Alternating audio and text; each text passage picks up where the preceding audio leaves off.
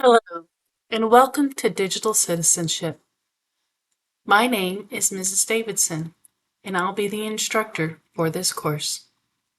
Let's take a tour of the course in the Canvas learning system. When you first open up the course, you'll arrive at the home page. From here, you'll be able to go to different places.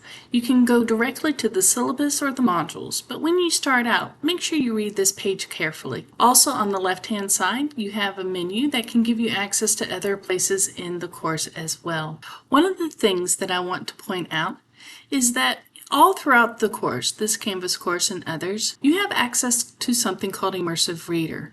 It is something you can click on, and if you need it, you can have things on the course read to you right here. So that resource is available to you at all times. In the home page, you're going to see a brief description of the Digital Citizenship course, but one thing I want to point out, if at any time you have any questions or you need help with the material that you're working on, please feel free to email me or to schedule a time to meet with me during my office hour.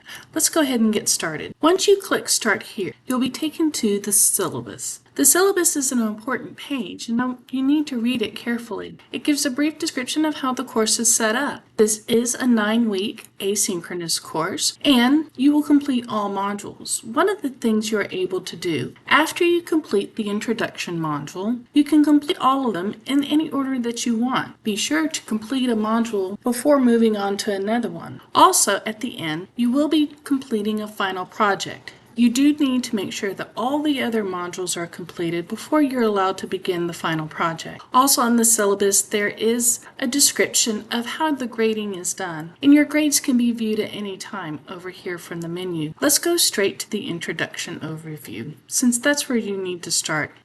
This is very short. It gives another introduction to the course and also a brief introduction to what it means to be a digital citizen.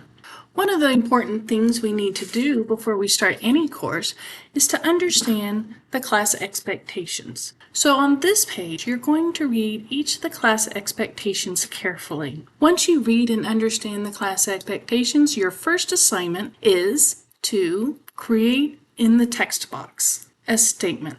Actually, you're going to retype this statement here. I have read the classroom expectations and will follow them.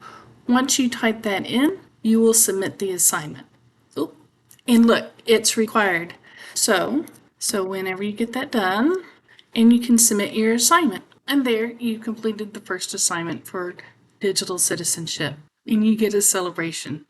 There's also a brief lesson about what digital citizenship is, and you'll go through and watch that video. Now that you have completed the introduction, you can go ahead and at the end of each module, there is a button that says modules, and it will take you back to the list of the modules. And from here, after you complete one of your module, you can come back and choose which one you do next. And there are all the different modules. And then you have your final project or your digital action plan. One thing I want to point out is just a view of the structure of the modules. You'll have a brief overview. This will give you learning objectives and what you can expect whenever you're working in these modules. There's also some information. It will be either in the form of a video, it could be a Nearpod, but they're all set up pretty much the same way. You'll have content, an assignment, which typically is going to be in the form of a discussion page, and some more content. At the end of each module, you will also have a quiz to complete. And here's another discussion. We'll get to the content. So at the end of each module, there is a short quiz. This one's graded automatically, so you'll know your grade right away. And when you complete the module, you'll get an opportunity to go back and choose the module that you want to complete next. And once you've completed all of them, you'll be able to start your final project.